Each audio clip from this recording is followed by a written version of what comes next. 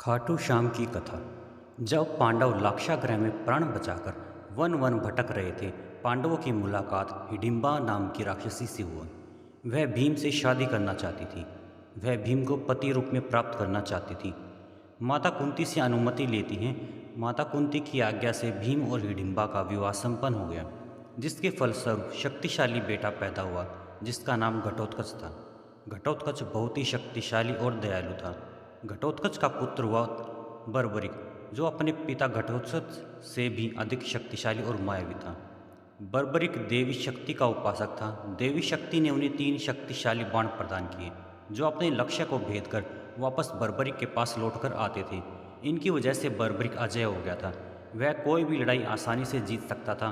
महाभारत के युद्ध के दौरान बर्बरिक युद्ध देखने के इरादे से कुरुक्षेत्र आ रहा था। श्री कृष्ण जानते थे कि अगर बर्बरिक युद्ध में शामिल हुआ तो पांडवों को युद्ध में नुकसान हो सकता है, क्योंकि बर्बरिक ने हारे हुए के पक्ष में युद्ध करने की शपथ ली थी। बर्बरिक को रोकने के लिए श्री कृष्ण गरीब ब्राह्मण बनकर बर्बरिक के सामने प्रस्तुत होते हैं। श्री कृष्ण बर्बरिक से पूछते हैं कि तुम कौन हो और कुरुक्षेत्र क्यों जा रहे हो? क्या तुम नहीं जानते कि वहाँ भीषण संग्राम चल रहा है?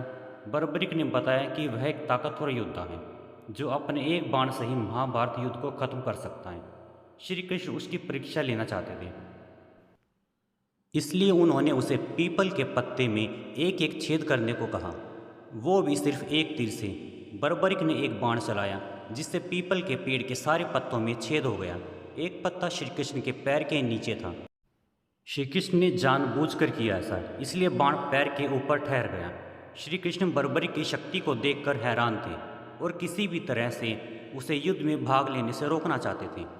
इसके लिए श्री कृष्ण ने बर्बरिक से कहा कि तुम तो बड़े पराक्रमी हो और मैंने सुना है कि पराक्रमी योद्धा बहुत दानी होते हैं।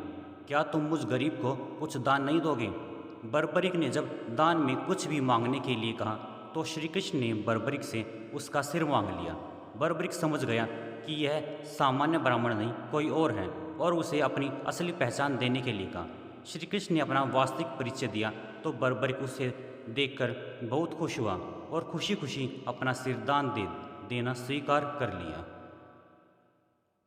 भगवान श्री कृष्ण ने प्रसन्न होकर बर्बरिक को वरदान दिया कि कलयुग में तुम मेरे श्याम नाम से पूजे जाओगे और सिर्फ तुम्हारे स्मरण मात्र से ही भक्तों का कल्याण होगा और धर्म, अर्थ, काम, मोक्ष की प्राप्ति होगी। तुम्हारे दर्शन मात्र से सबका कल्याण होगा।